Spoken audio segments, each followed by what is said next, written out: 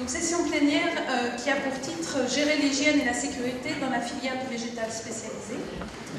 Et en fait, au vu des deux interventions, il me semble qu'on aurait pu un petit peu réécrire le titre et limiter le titre. Je suis désolée, mesdames du conseil scientifique. Et j'aurais mis, mais c'est très marginal, mais ça me permettra de passer après. Gérer l'hygiène et la sécurité des aliments dans la filière du végétal spécialisé et donc dans la filière des fruits et légumes. Parce qu'en fait, santé et alimentation, on l'a vu ce matin, tout au long de la journée, sont deux termes fortement structurants pour les filières, et ce d'autant plus qu'on est dans une économie qui est largement ouverte. Et donc, notamment au sein du marché unique européen, il faut assurer les échanges et la libre circulation des aliments, tout en garantissant la sécurité des denrées qui sont échangées. Or, vous n'êtes pas sans savoir que c'est une mission qui est extrêmement compliquée et plusieurs éléments, plusieurs crises au sein du marché unique ont conduit à un certain nombre de restructurations, de réglementations, de nouvelles réglementations. Je pense qu'une crise sanitaire majeure a été la crise de la vache folle qui a généré une défiance très forte des consommateurs vis-à-vis de leur alimentation et vis-à-vis des autorités sanitaires de contrôle. Ce qui a conduit à repenser les règles les règles du jeu en vigueur, bouleversant l'organisation des filières et surtout la chaîne des responsabilités au sein des filières. Alors à ce moment-là, l'Union européenne a construit, a défini le règlement européen 178/2002 qui instaure les principes généraux et les prescriptions générales de la législation alimentaire, instituant d'abord l'autorité européenne de sécurité des aliments et fixant des procédures relatives à la sécurité des denrées alimentaires. Donc ce règlement instaure au niveau européen une plus grande responsabilité des acteurs de la filière en imposant un devoir de résultat. Il faut qu'ils prouvent la bonne qualité des produits qu'ils mettent en marché. Pour cela, traçabilité et responsabilité des acteurs, et notamment des premiers metteurs en marché, c'est accru.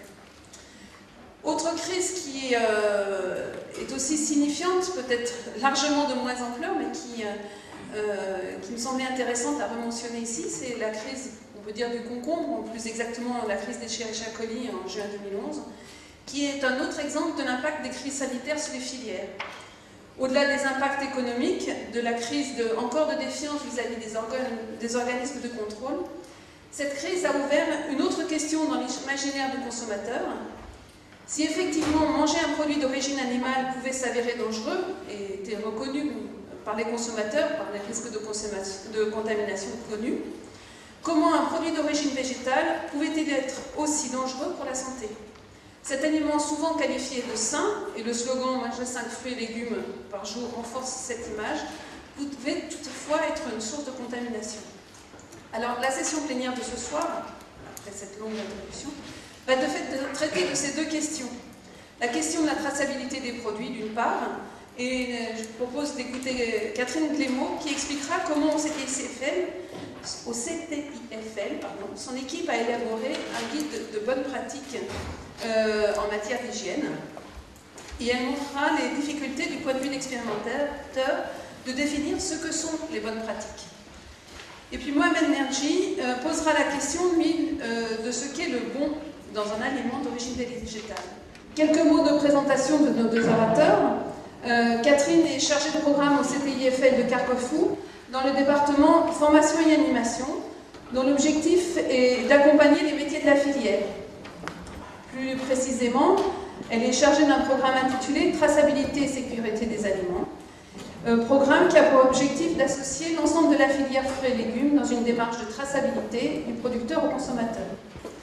Dans ce contexte, elle a travaillé avec deux autres collègues, un guide des bonnes pratiques en matière d'hygiène sur les fruits et légumes non transformés, qui a été publié au journal officiel, et travaille actuellement sur un guide des bonnes pratiques sur les fruits et légumes prêts à l'emploi. Fruits et légumes et à l'emploi, pas le guide des bonnes pratiques. Quant à Mohamed Merji, Mohamed est professeur à Audencia en marketing, et ses thèmes de recherche portent sur les mécanismes de formation et d'évolution des goûts alimentaires et la perception des risques alimentaires. Il a publié notamment plusieurs chapitres d'ouvrages qui nous intéressent particulièrement dans le cadre de cette conférence aujourd'hui. Par exemple, il a publié récemment le Dictionnaire des cultures et des modes alimentaires, Avec Gervaise de Buquet, également enseignant-chercheur au DINSIA, il a publié un chapitre d'ouvrage intitulé « Manger la nature, le bon et le sain » et un autre chapitre intitulé « Imaginaire du dégoût, une approche anthropologique de l'univers émotionnel de l'alimentation ». C'est un livre. Excusez-moi, Google a mal fait son travail. Bonsoir à tous, merci d'être encore si nombreux après effectivement toute cette journée d'intervention. Donc je parlais de l'hygiène et de la sécurité des éléments dans le secteur des fruits et légumes. Et en particulier, qu'est-ce que l'eau propre? La réglementation nous a imposé une notion d'eau propre en matière d'irrigation. Et déjà, qu'est-ce que c'est que cette eau propre? Comment la définir? Et donc, comment passer d'une obligation réglementaire, une obligation de résultat, à une recommandation dans un guide des bonnes pratiques hygiéniques, puisque chacune des filières alimentaires a dû rédiger des guides pour aiguiller les professionnels à respecter le paquet hygiène, la réglementation européenne en matière d'hygiène et de sécurité des aliments. Et pour répondre à cette question, on s'est heurté à un certain nombre de difficultés et des difficultés qui ne sont pas encore aujourd'hui toutes soulevées. Donc le plan de mon intervention, c'est tout d'abord pourquoi s'intéresser à l'eau d'irrigation. Ensuite, quelle est la réglementation en matière d'eau d'irrigation, d'eau de convoyage et d'eau de lavage, et qu'est-ce qu'un guide des bonnes pratiques hygiéniques. Ensuite, comment on a procédé pour répondre à cette obligation réglementaire? Eh bien, tout d'abord, on a travaillé sur des études, ou une étude bibliographique, sur les questions d'eau d'irrigation. Et ensuite, je vais vous présenter un certain nombre d'essais qui ont été réalisés au CTIFL dans la vue de rédaction du premier guide donc, sur les fruits et légumes frais non transformés.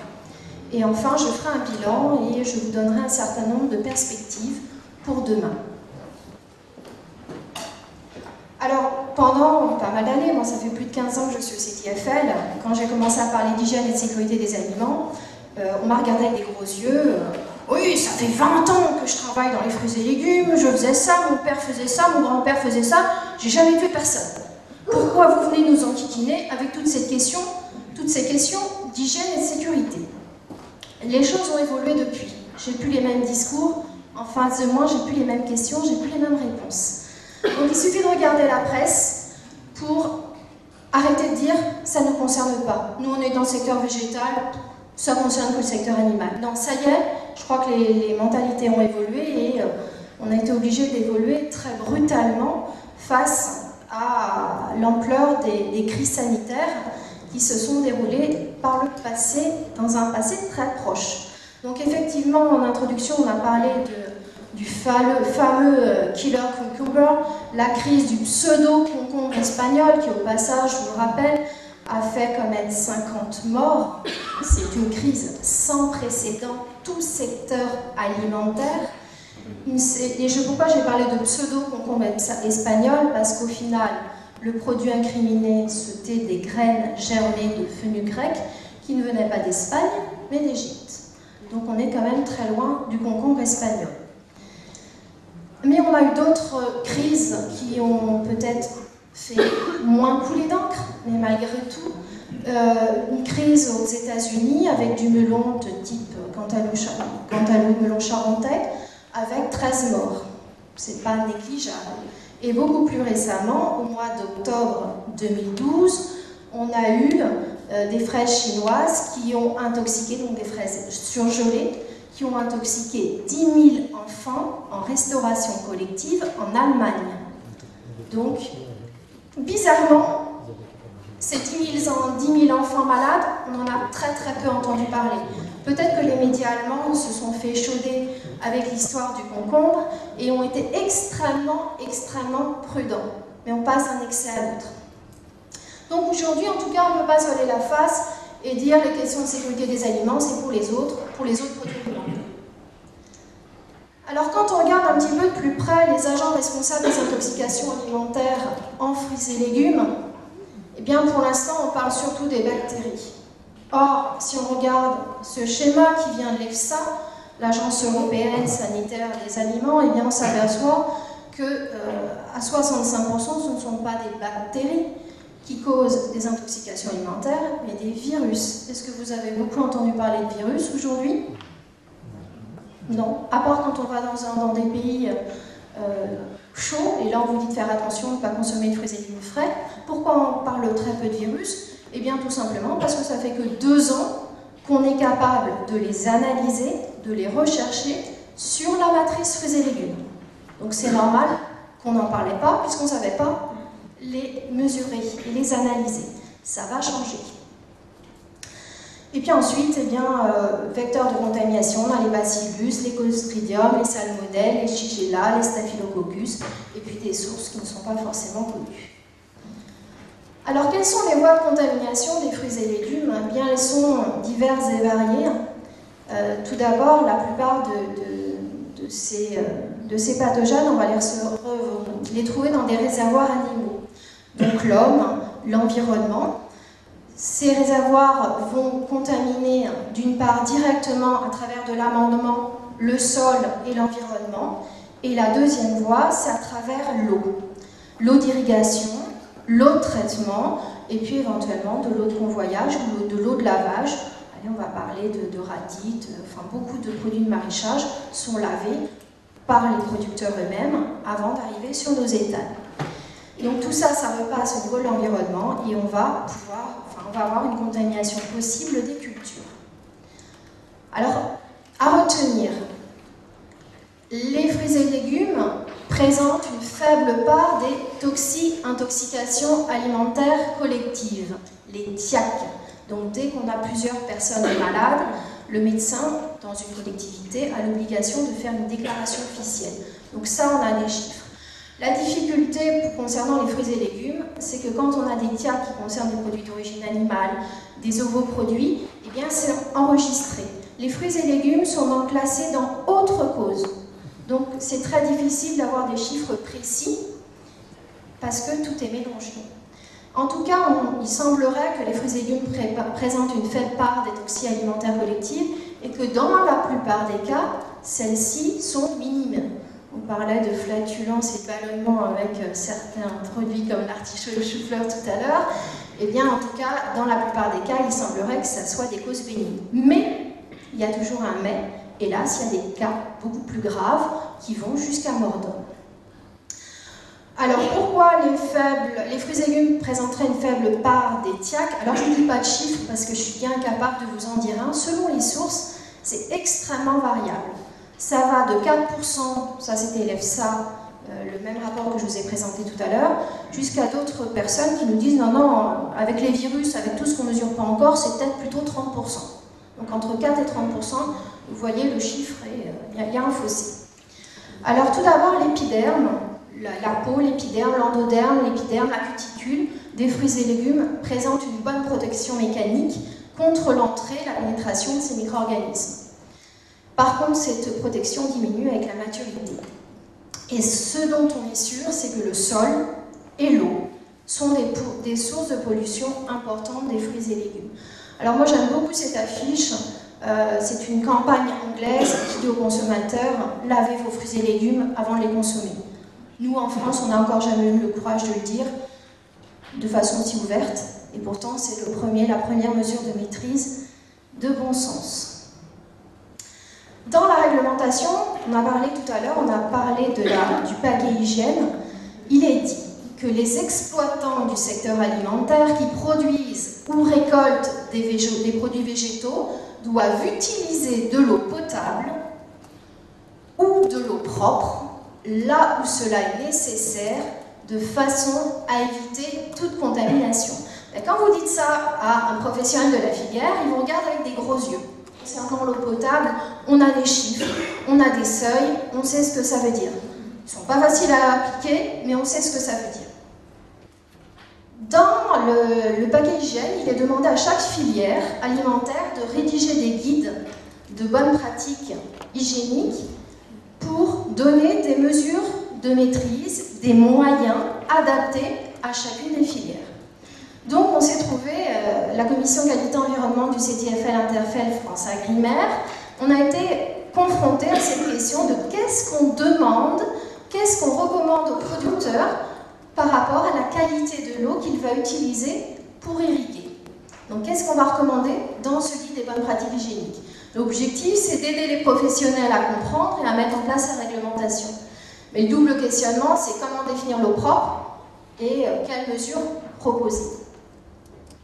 Donc un guide des bonnes pratiques hygiéniques, c'est un document d'une bonne centaine de pages qui va décrire pour la filière, pour les différentes étapes, du choix de la parcelle jusqu'à la récolte et au niveau même du point de vente, hein, jusqu'à la mise sur l'étal, quelles sont toutes les bonnes pratiques à respecter. Ce sont des guides d'application volontaires, mais validés par les pouvoirs publics, les ministères de la Santé, de l'Agriculture, des Finances, et ensuite validés aussi par l'ANSES. Ça se fonde sur une analyse des dangers à chaque étape, et puis ça s'appuie beaucoup sur la méthode HACCP, et en l'occurrence, le guide pour la filière fruits et légumes frais non transformés a été publié au JO en 2011. Il est actuellement disponible à la documentation française. La production primaire en culture fruitière et légumière, donc on l'a vu, peut être contaminée par l'eau d'irrigation si celle-ci est amenée au contact direct avec les produits concernés, peu de temps avant la récolte, et être à l'origine d'un risque d'intoxication alimentaire. Alors je parle là du contact direct. Il y a d'autres études, et quand on a fait la bibliographie, il y a d'autres études qui montrent que dans certains cas, on peut avoir une internalisation. Je ne vais pas aborder ces questions-là, ça a été effectivement traité, ça a été étudié, mais là je vais rester, alors c'est vraiment minoritaire, l'internalisation, c'est vraiment quelque chose qu'on a observé, mais qui reste une toute petite partie. La plupart des intoxications viennent avec un contact direct entre l'eau et le produit alimentaire. Donc quel est l'impact de l'eau d'irrigation sur la qualité microbiologique des produits récoltés? Alors, on a fait des études bibliographiques, et notamment on a été regarder ce que les autres pays européens avaient écrit dans leur guide des bonnes pratiques hygiéniques, puisque chaque pays, les 27 États membres, tous les pays ont dû rédiger ces fameux guides. Donc c'était intéressant pour nous de voir ce que les autres avaient expliqué. Ensuite, on a fait une étude très large sur toute la réglementation concernant l'eau, et puis l'étude bibliographique générale sur les contaminations des fruits et légumes, l'internalisation, les intoxications, etc.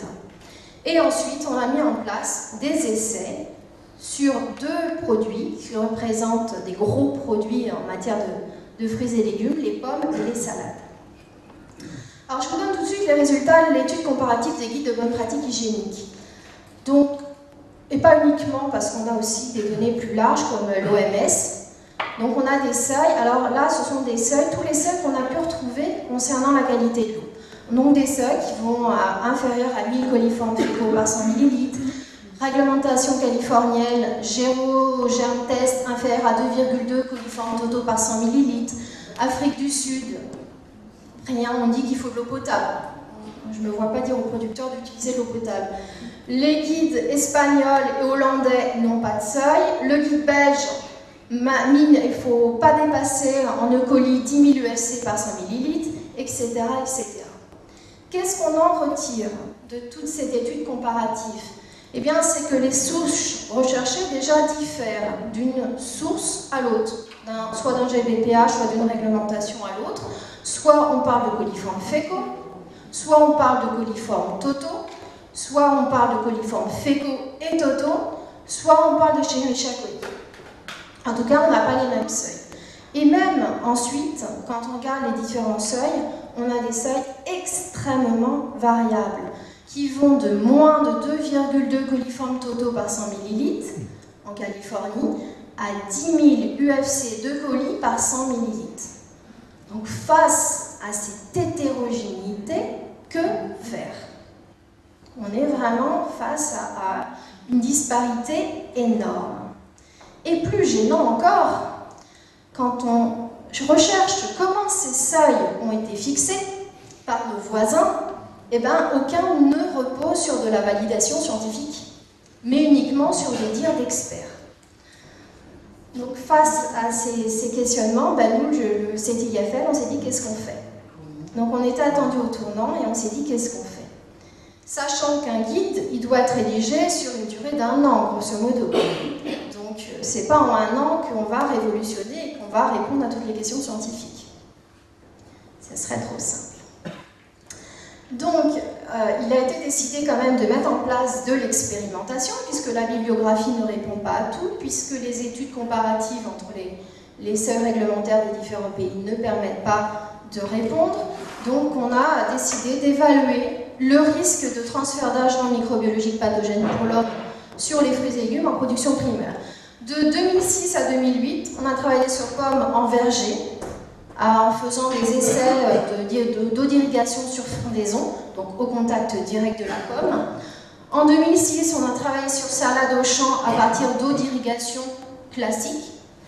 De 2007 à 2010, on a fait des essais sur la salade toujours au champ, mais à partir d'une eau artificiellement polluée, artificiellement contaminée par des Escherichia coli non pathogènes pour l'homme.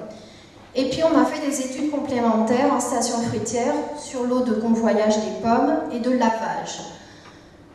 Et tout ça, ça nous a permis d'avoir quand même des données pour trancher sur la phase de rédaction du guide des bonnes pratiques hygiéniques. Alors très rapidement, les essais. Donc en pommes, en verger, on a eu 3 vergers, Val-de-Loire, Sud-Ouest, et on a fait l'irrigation sous frondaison. Et on a utilisé soit de l'eau de rivière, soit de l'eau de retenue collinaire. Ensuite, on a fait des analyses bactériologiques sur l'eau d'irrigation elle-même, pour savoir quels étaient les degrés de contamination de ces eaux, et sur les fruits au résultat. On s'est aperçu qu'on a une variabilité extrêmement importante des populations bactériennes de l'eau, selon la météo, dilution ou pas par la pluie. Avec au niveau de colis de 15 à 1000 UFC par 100 ml. Donc c'est énorme, cette variation. Et jusqu'à 2500 UFC par 100 ml en bassin collinaire. On n'a pas détecté, sur l'ensemble des essais, on n'a jamais détecté de salmonelle et de listeria.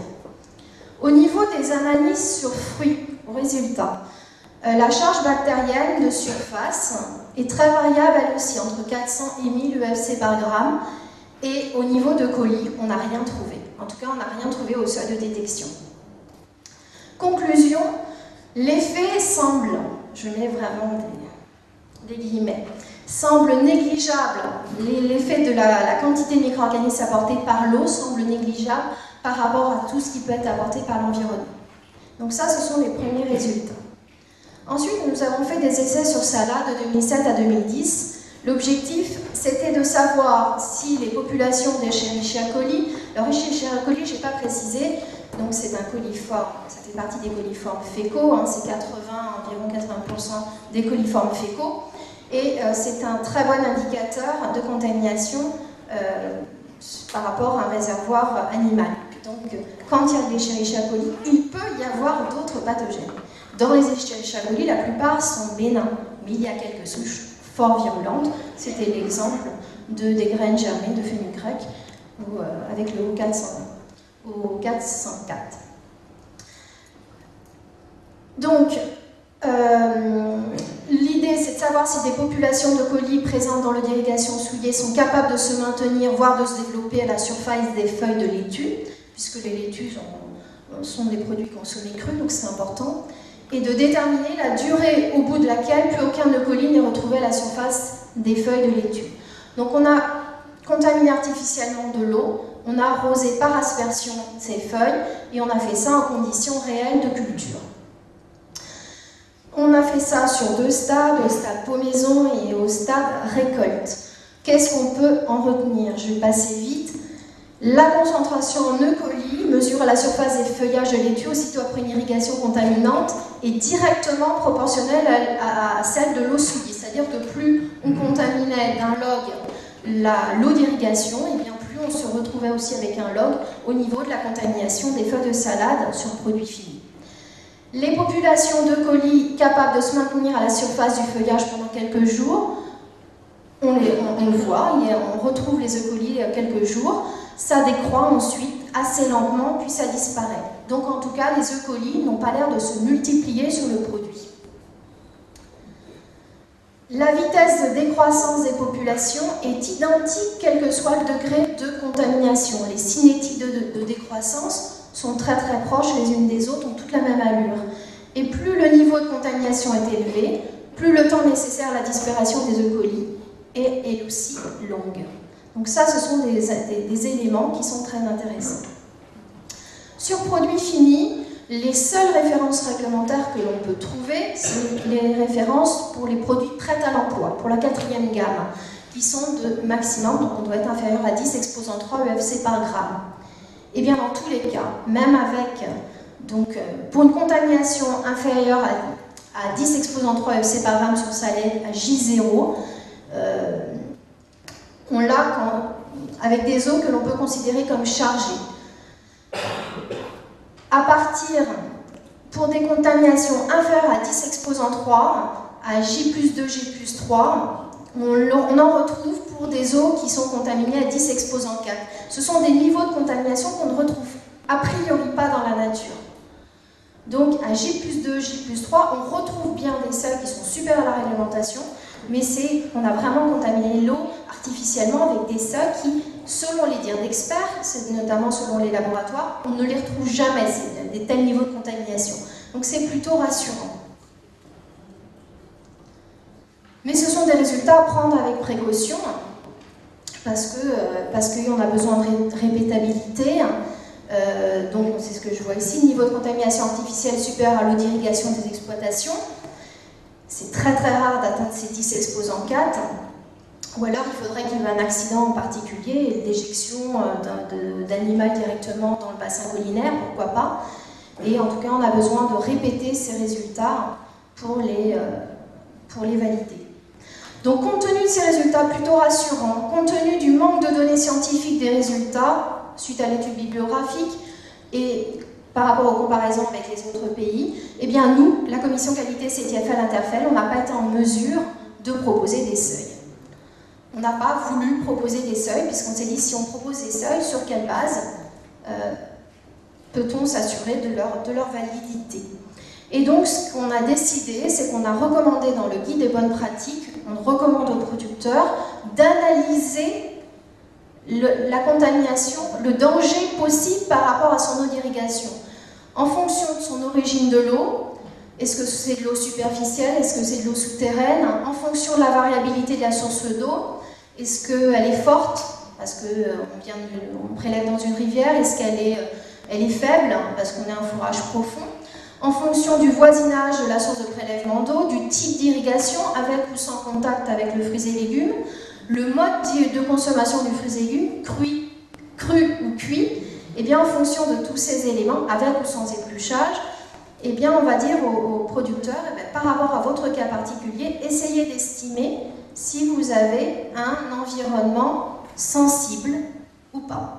Alors c'est pas très scientifique peut-être, mais on n'a pas trouvé d'autres solutions. Donc on demande aux producteurs d'essayer d'analyser la sensibilité de la qualité de son eau d'irrigation. Et s'il considère qu'il est sur plusieurs éléments sensibles, de protéger sa source d'eau. Établissement d'une zone tampon autour des étangs, en tout cas autour de sa source de prélèvement, limitation de l'accès aux animaux d'élevage, éloigner autant que possible de la source d'eau les sources de contamination existantes, éviter le contact direct et privilégier plutôt du goutte à goutte. Il est beaucoup plus facile de prévenir une contamination que de traiter une eau polluée. Ça, c'est clair. Et puis, ce qu'on a écrit, c'est qu'en cas de doute, eh bien, au producteur, oui, vous pouvez faire une analyse en envoyant un échantillon au laboratoire. Et dans ce cas-là, on a donné un ensemble de références d'experts pour analyser les résultats. Parce que c'est bien beau de recevoir sa feuille d'analyse, mais si on n'a pas de seuil pour comparer ces résultats, c'est un peu compliqué. Et le CTFL n'a pas voulu s'engager sur ces seuils. Donc depuis la rédaction de ce guide, il y a eu beaucoup d'eau à couler sous les ponts et dans les champs, c'est le cas de le dire, et notamment la crise du concombre espagnol, puisqu'on a déposé nos guides à valider en 2007. La crise du concombre espagnol est venue par la suite. Et la réglementation aussi a changé. Donc en fruits et légumes frais non transformés, nous n'avons pas de seuil microbiologique sur produits finis, mais en 2009, il y a eu un guide d'alerte, un guide pour aider les professionnels à gérer les alertes alimentaires. Et dans ce guide, très très loin dans les annexes, page 33, eh bien il est dit qu'en l'absence de seuil réglementaire, voici pour certains produits des critères à respecter. Et là, on est bien embêté. On est bien embêté parce qu'on n'a pas du tout été interrogé par rapport à ces seuils, et certains s'appliquent difficilement en fruits et légumes. Et depuis la crise du pseudo-concombre espagnol, il a été décidé au niveau des plans de surveillance des autorités de faire des analyses microbiologiques sur fruits et légumes. Donc 2012 a été la première année dans l'histoire où il y a eu des analyses en matière de microbiologie dans les fruits et légumes, 6000 analyses. En parallèle, on a des contrôles par le SRAL des exploitations, et ça c'est le petit fait nouveau depuis ces 2-3 derniers mois, et notamment le SRAL impose des analyses de la qualité d'eau d'irrigation. Donc les producteurs qui ont eu un PV parce qu'ils ne font pas d'analyse ont fortement réagi, vous vous en doutez. Donc, quelles sont les perspectives d'études à venir? C'est faire de nouveaux essais, et notamment avec des recherches de sérotypes pathogènes. Et dans le cadre du travail que l'on fait actuellement sur les fruits et légumes frais non transformés, eh bien, toutes les matrices de fruits et légumes vont être analysées d'un point de vue bactériologique avant transformation. Donc, on va avoir beaucoup plus de données, beaucoup plus d'informations sur les contaminations microbiologiques de nos produits. Et puis des recherches un petit peu plus spécifiques sur la flore mésophile aérobie totale, et éventuellement des recherches de sérotypes quand on trouvera des présences d'Escherichia coli. Voilà, je vous remercie. Vous avez parlé d'un guide d'alerte, est-ce que vous pouvez en parler plus précisément de quoi il s'agit en fait? Ça n'est pas un texte réglementaire. Donc dans le paquet hygiène, il est demandé à ce que le professionnel apporte une transparence totale vis-à-vis de tout ce qui pourrait se produire en matière d'intoxication alimentaire. Et en cas de suspicion ou en cas d'intoxication avérée, le professionnel doit alerter, faire une notification avec une fiche navette, doit alerter, donc pour les fruits et légumes, c'est la DGCCRF, et on doit alerter du problème rencontré. Et donc, les critères dans lesquels on rentre pour faire ou non une alerte sont donnés dans ce guide. Mais ce n'est qu'un guide de recommandation. Un guide de recommandation validé quand même, rédigé quand même par 3 ministères. Le ministère de la Santé, de l'Agriculture et des Finances. Donc il n'a pas de valeur réglementaire, mais on a eu le cas de cette année de 5 tonnes de persil détruites parce qu'on dépassait un seuil en Bacillus cereus. C'est pour tout produit alimentaire. Et la plupart des tableaux sont pour les produits alimentaires pour lesquels il existe des seuils réglementaires. Et là, il n'y a pas de surprise. Le problème, c'est pour notre filière, on n'a pas de seuil. Tu as parlé de 6000 analyses en 2012. Est-ce qu'on a déjà une première analyse des résultats? Non, on leur a demandé. Ils nous ont dit oui. Mais on attend toujours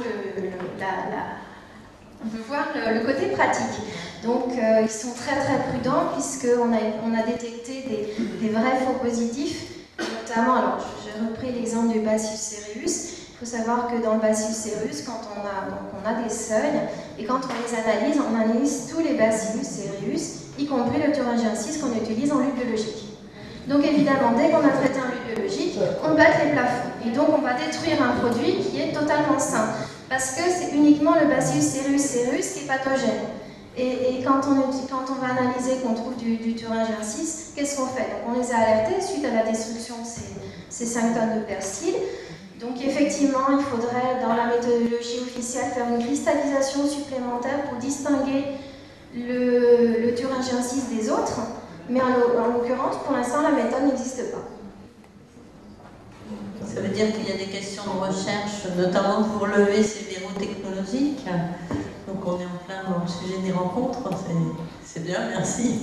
Alors, aussi bien pour l'eau propre, la définition de l'eau propre, que effectivement des questions annexes comme celle qu'on vient de rencontrer ici et qui nous posent de gros problèmes parce que les autorités n'avaient pas vu ça. Est-ce qu'on a une information sur la fréquence des souches virulentes de colis dans l'ensemble des colis, dans les colis totaux? Parce que le problème avec les graines germées était lié à une souche virulente du qu'on ne connaissait pas. Qu'on ne connaissait pas, c'est ça. Et donc, est-ce que là, on a une information pour évaluer, je veux dire, le risque pour entrer dans une analyse? Il y a une souche virulente qu'on connaît depuis des dizaines d'années, qui est le H757, qui a causé des morts un petit peu, à plusieurs reprises dans l'histoire des intoxications alimentaires, y compris avec des fruits et légumes frais non transformés. J'ai l'exemple en 99 de 9 personnes qui sont décédées au Japon avec des consommations de radis. Donc celui-là, on le connaissait. Le nouveau, on ne le connaissait pas. Et quel est le pourcentage de pathogènes dans les E. coli? Ce sont des exceptions. Mais il suffit de tomber sur une exception. Et la difficulté de l'expérimentation, c'est qu'on ne va pas forcément tomber sur ces exceptions. Est-ce que les bactériologistes, eux, ont une information plus précise sur les fréquences de mutations, parce que ce sont des mutations dans les souches qui conduisent une souche à devenir virulente? C'est sur cet aspect-là. Alors, à ma connaissance, non. Donc, il y a eu une journée organisée par Interfel, Interprofession des fruits et légumes, au mois d'octobre de cette année. Pour l'instant, à ma connaissance, on n'a pas cette information. À moins que d'autres personnes dans la salle en sachent plus que moi, mais a priori, on n'a pour l'instant pas ces éléments d'information. Je me posais la question de la transposabilité entre l'expérimentation qui est faite avec des E. coli non pathogènes, bien sûr, et l'aptitude de survie ou même de transmission concernant les souches pathogènes. J'imagine qu'on n'a pas grand-chose là-dessus. Mais... Non, on n'a pas eu... nous, CTFL, on n'a pas la possibilité de faire des recherches en inoculant des souches pathogènes. Donc, pour l'instant, on sait que quand on a de l'E. coli, on peut avoir d'autres souches fécales pathogènes. Donc, c'est pour ça qu'on étudie sur la matrice, sur le pathogène E. coli. Mais pour l'instant, non, on n'a pas... On sait que c'est approximatif, mais en tout cas, on n'a pas mieux. Concernant les seuils d'alerte, là, vous avez laissé entendre que vous n'aviez pas été consulté pour la fixation des seuils en question. Est-ce qu'il y a un groupe de travail qui en fait s'est constitué pour essayer de faire évoluer vers quelque chose de plus, peut-être en lien avec des résultats que vous avez demandé, que vous aurez sans doute, j'espère, pour essayer de faire évoluer la réglementation, même si ça n'en est pas une, mais c'est à partir du moment où il y a des destructions de l'eau de légumes suite au non-respect de ces seuils, ça pose quand même un problème pour la profession. Est-ce qu'il y a quelque chose qui s'est mis en place pour essayer de faire évoluer ce contexte, en tout cas réglementaire, vers quelque chose de plus proche de vos résultats ou vos analyses précédentes? Alors, quand la première fois que j'ai contacté, est-ce que c'est l'entreprise de la région qui a été concernée par ce problème de destruction de marchandises, et quand j'ai contacté la première fois au niveau national à DGCCRF, ils m'ont répondu « Mais vous avez été consulté, pourquoi vous n'avez pas réagi ?» Donc je leur ai dit non, on n'a pas été consulté. J'ai appelé Catherine Lagru, qui est la directrice du département, la DSCFL, le niveau du CTFL, et on n'a pas été consulté. Par contre, ils ont consulté toutes les autres familles alimentaires. Donc il y avait bien eu un travail, mais c'était les fruits et légumes frais, les fruits et légumes transformés qui nous représentaient, c'était les entreprises agroalimentaires, mais pas les fruits et légumes frais. Donc il a fallu qu'elles recherchent quand même qui avait fait partie des groupes de travail pour qu'effectivement on me dise « Ah oui, on vous avait oublié ». Alors, là c'est un état de fait, ça y est, le document il est sorti. Ce qu'on a demandé, c'est que certains seuils soient révisés, mais pour l'instant on a fait la demande au niveau de la DGCCRF qui nous dit que c'est pas suffisant, il faudra saisir les deux autres ministères. Alors je me tourne aussi vers M. Delporte, qui est l'adjoint au niveau de la DSCFL. Donc on est en train de monter un dossier pour expliquer tout ça. Et pour l'instant, il n'y a que la DGCRF qui a le dossier, mais on va sans doute devoir l'envoyer aux deux autres ministères concernés. Ça risque d'être un peu long. Il faut quand même bien se rendre compte que notre guide est resté plusieurs années dans les mains des 3 ministères avant d'être validé. Et pendant que notre guide était dans les mains de ces 3 ministères, le guide d'alerte a été publié et on n'a pas été averti. Mais bon, toujours est-il qu'en cours de validation, il y a un autre document qui est sorti, qui changeait la donne, et on l'a découvert par hasard. À quoi peut-on s'attendre par rapport à la contamination virale que vous avez évoquée en début de présentation? Alors ça, c'est, je m'engage, je parle en mon nom et non pas forcément au nom du CTFL. Mais moi, je suis un petit peu inquiète sur les contaminations virales. Pour l'instant, la France ne fait pas au niveau officiel de contrôle de virus, mais certains pays d'Europe du Nord ont commencé à en faire, évidemment, ils en trouvent.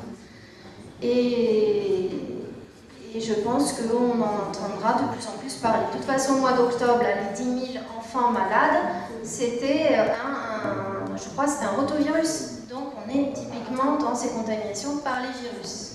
Et plus on va en chercher, plus on va en trouver.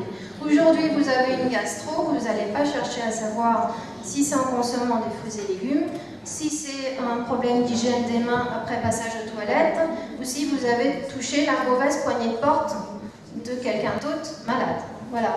Donc, quand on va en chercher, on en trouvera sans doute. Les mesures de maîtrise sont relativement proches de celles que l'on a déjà citées dans le guide des bonnes pratiques hygiéniques, si ce n'est que c'est encore un peu plus résistant. Oui, on a vu au début de la présentation qu'on manquait de seuil, de valeur de seuil. Comment on fonctionne? On bâtit des tas de programmes de santé et on n'a pas ces seuils, ça me paraît assez surprenant. Alors, on n'a pas ces seuils par rapport à la santé humaine, mais on n'a pas non plus il y a une variabilité énorme par rapport à l'eau d'irrigation elle-même. C'est-à-dire qu'en fonction de la météo, ce qu'on va retrouver au final sur le produit fini, sur la salade, ça va dépendre des UV, ça va dépendre des températures. On se rend compte que c'est pas quelque chose qui est pour l'instant qu'on peut suivre de façon scientifique, mathématique et autres. Donc il y a plein de critères qui vont rentrer en ligne de compte. Et pour l'instant, les intoxications alimentaires sont des exceptions et pour l'instant, c'est pas géré en matière d'expérimentation, ces exceptions. Ils sont toujours trop nombreuses, bien sûr.